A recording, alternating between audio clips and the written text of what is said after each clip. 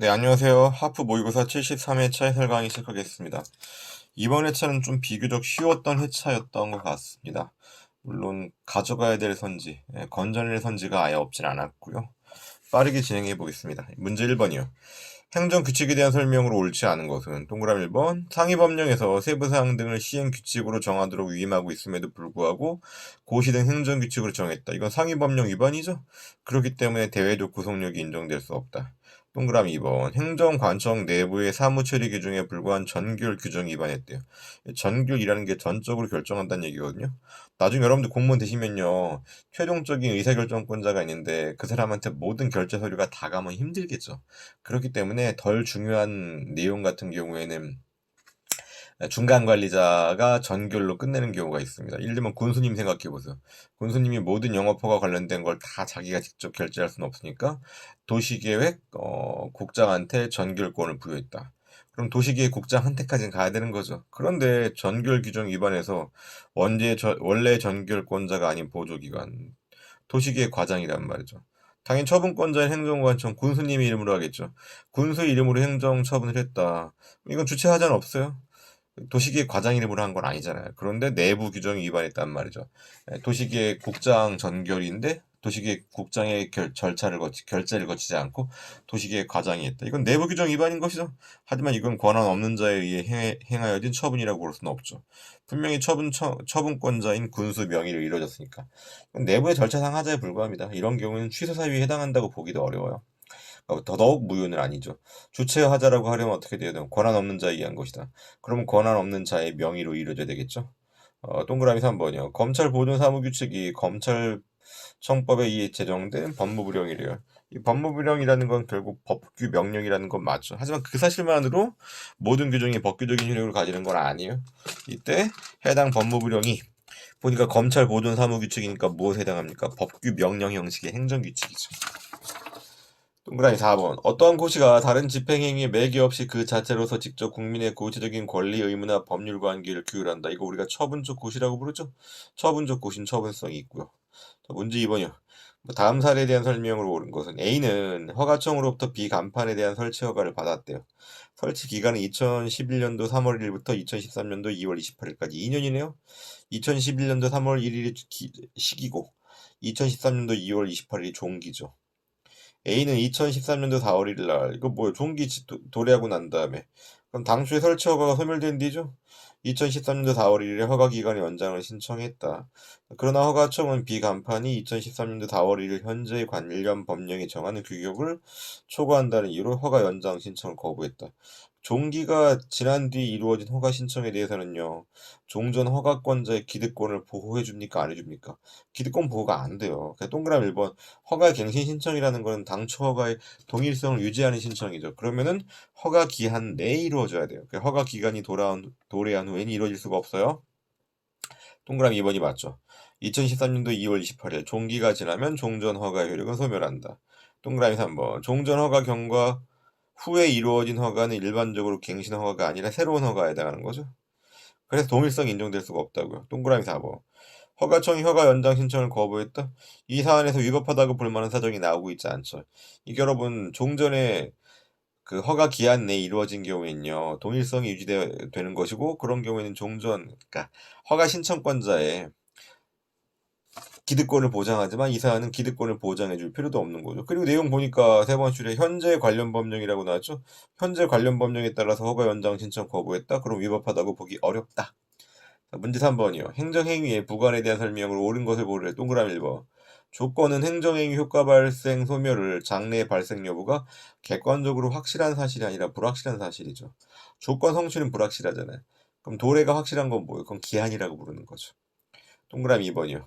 기부 체납받은 행정재산에 대한 사용수익허가 중에서 공유재산의 관리청이 정한 사용수익허가의 기간에 대해서 독립하여 행정소송을 제기할 수 없죠. 부관 중에서 독립하여 행정쟁송을 제기할 수 있는 건 부단뿐이다.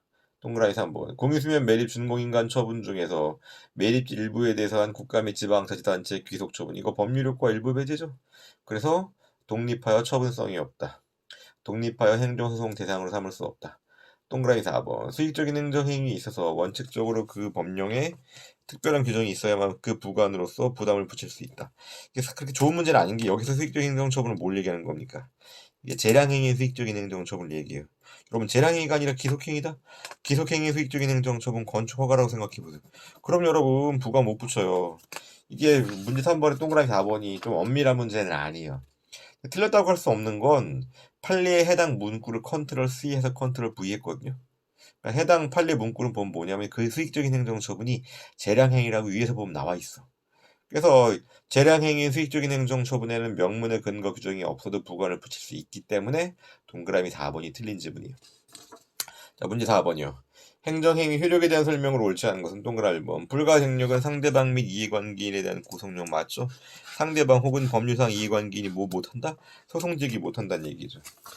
처분청에 대한 효력은 불가변력이고요. 동그라미 2번. 상대방에게 일정한 의무를 부과하는 하명이다. 하명은 행정행위죠.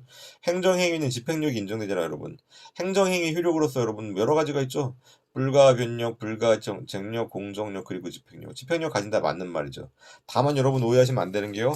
강제집행을 하려면 강제집행에 대한 별도의 근거 법률이 필요하죠.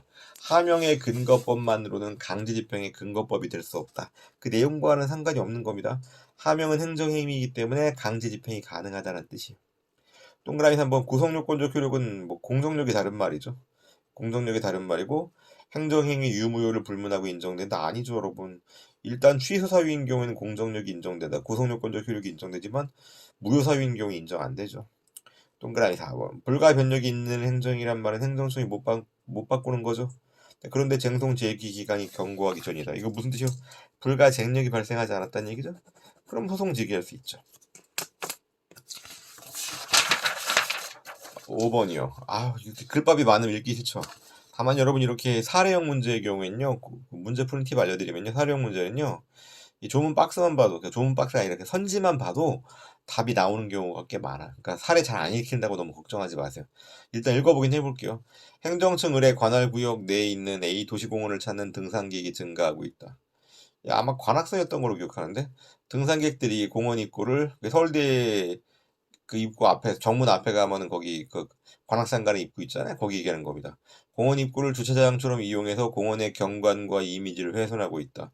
이에 관할행정청은 이곳에 휴게광장을 조성해서 주민들에게 만남의 장소를 제공하고 도시경관을 향상시키기 위해서 아예 만남의 장소를 만들고 그 상설 주차장을 만들겠다는 얘기죠. 공원 입구에다가 무단 주차 못하게 하려고. 그래서 갑의 토지를 포함한 일단의 지역에 대해서 광장의 설치를 목적으로 하는 도시관리계획을 위반 결정했다. 뭐 도시관리계획 처분성이 있겠죠. 도시관리 이게 예전엔 도시관리계획이라고 이 판례가 나올 당시엔 도시관리계획이라고 불렀는데 지금 도시군관리계획이죠. 그런데 행정청은 지역 발전에 대한 의욕이 앞선 나머지 법률에서 요구하는 인구, 교통, 환경, 토지 이용 등에 대한 기초조사를 하지 않고 도시관리계획을 위반 결정했다고 나왔어요. 그럼 이건 여러분 어때요? 절차상 하자라고 볼 수도 있고 인구, 교통, 환경, 토지 이용 등에 대한 이익 형량 하나도 안 한 거죠. 형량의 하자가 있네. 그러니까 하자 있는 행정계획이란 얘기요. 갑은 자신의 토지 전부를 몽땅 광장에 포함시키는 의뢰 도시관리계획 위반이 문제가 있다고 보고 이 도시관리계획 결정에 취소를 구하는 소송을 제기했다.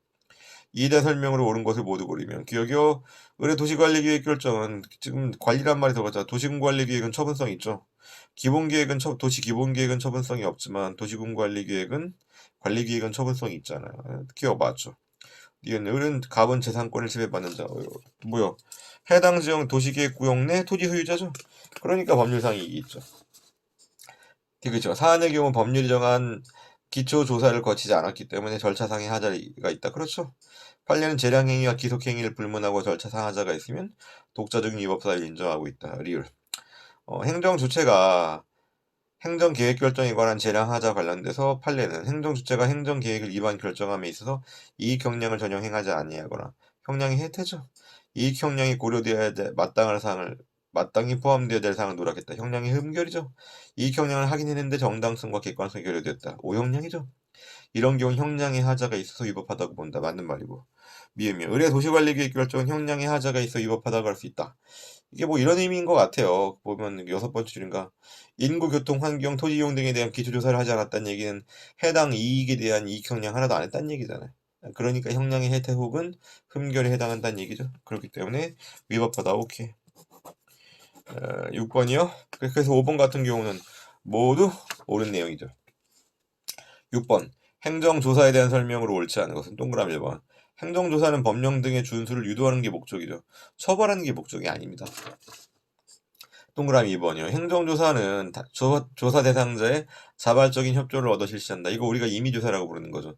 임의조사는 개별 법령의 근거 규정이 없어도, 즉 법률 유보 원칙이 적용되지 않죠. 동그라미 3번. 행정기관의 장은 법령 등에서 규정하고 있는 조사사항에 대해서 대상자로 하여금 스스로 신고하도록 하는 자율신고 제도를 운영할 수 있어요. 한편 여러분 헷갈리시면 안 돼요. 자율신고 제도를 운영하여야 한다가 아니라 운영할 수 있답니다. 여러분 우리가 배우고 있는 행정법, 뭐 행정조사 이런 거는요, 성선설이 아니라 성악설에 기초하고 있어요. 자율신고 여러분 그대로 다 믿을 수 있어 없어? 없지. 여러분 세무조사 같은 경우도 여러분 어때요? 자율적으로 신고하는 내용 믿을 수 없으니까 세무조사 해가지고 찾아내는 거잖아요. 마찬가지입니다. 자율신고를 운영할 수 있다. 이거 안 해도 상관없습니다.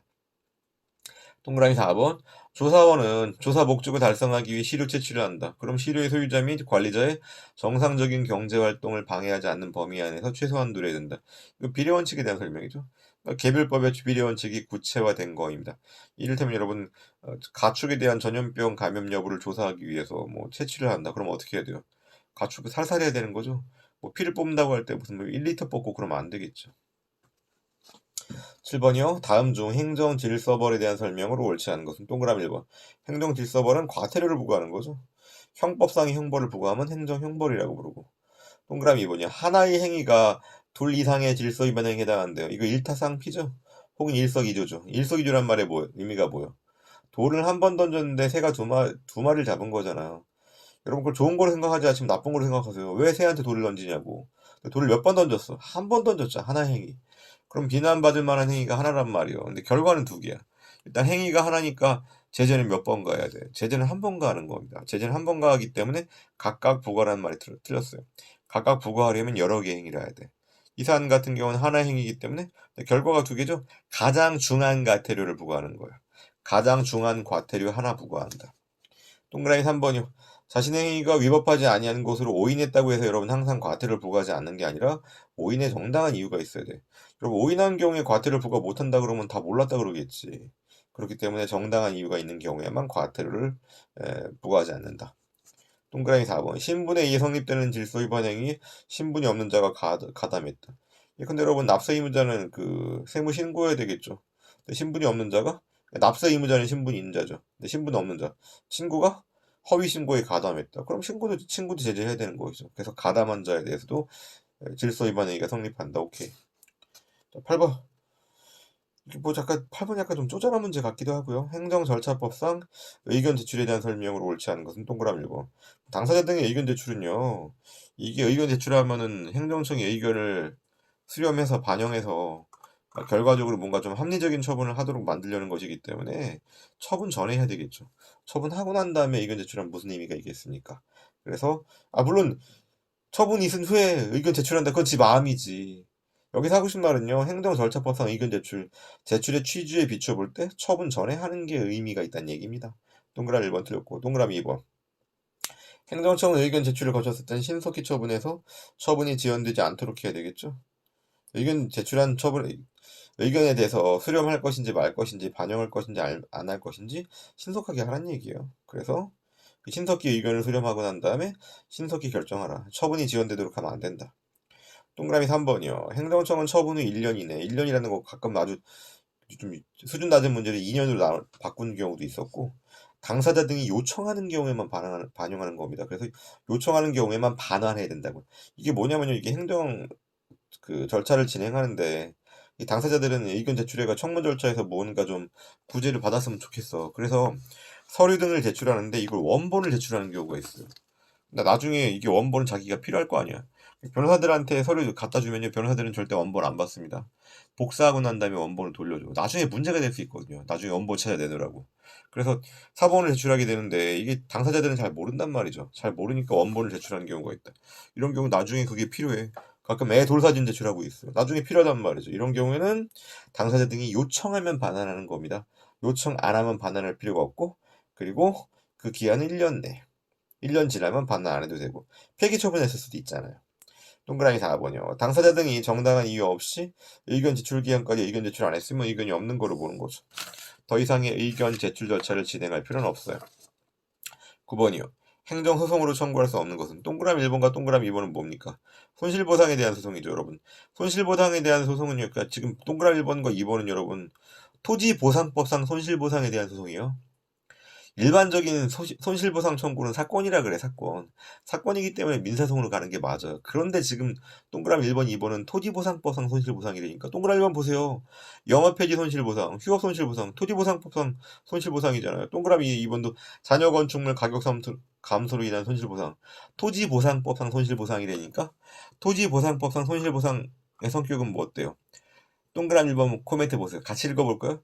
토지보상법상 먼저 수용 재결 절차를 거친 뒤에 행정소송을 제기하는 겁니다. 이때 재결을 취소를 구하는 취소소송이 될 수도 있고요.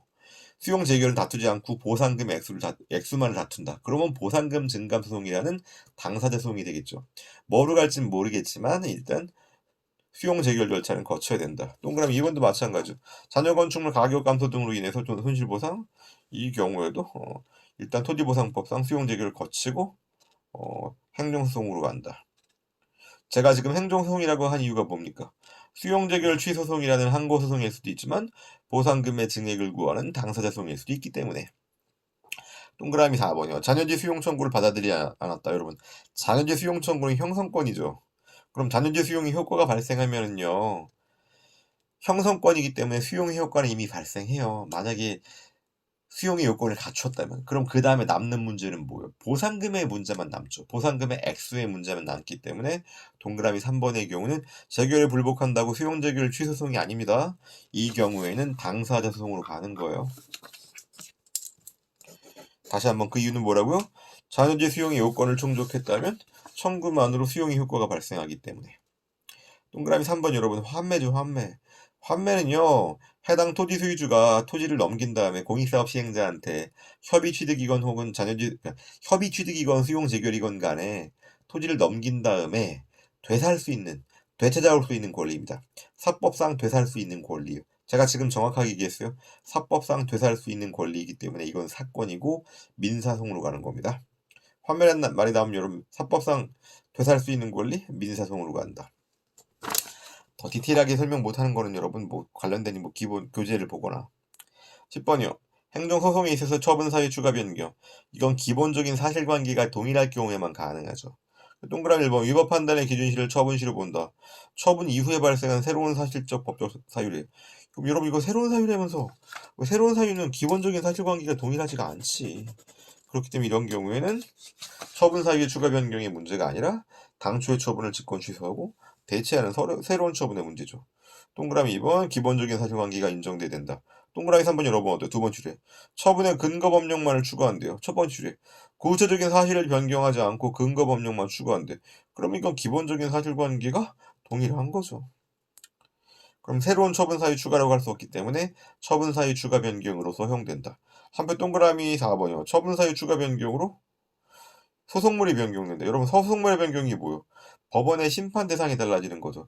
이건 처분 자체가 변경되는 거예요. 이건 처분 자체가 변경되는 것이기 때문에 처분 사유의 추가 변경의 문제를 벗어났다. 동그라미 4번 코멘트 안 하는 거 보세요. 일단 소송물이란 말의 의미를 아셔야 돼요. 소송물은요, 법원의 심판 대상을 의미합니다. 법원의 심판 대상은 여러분 뭐예요? 해당 처분의 위법성이죠.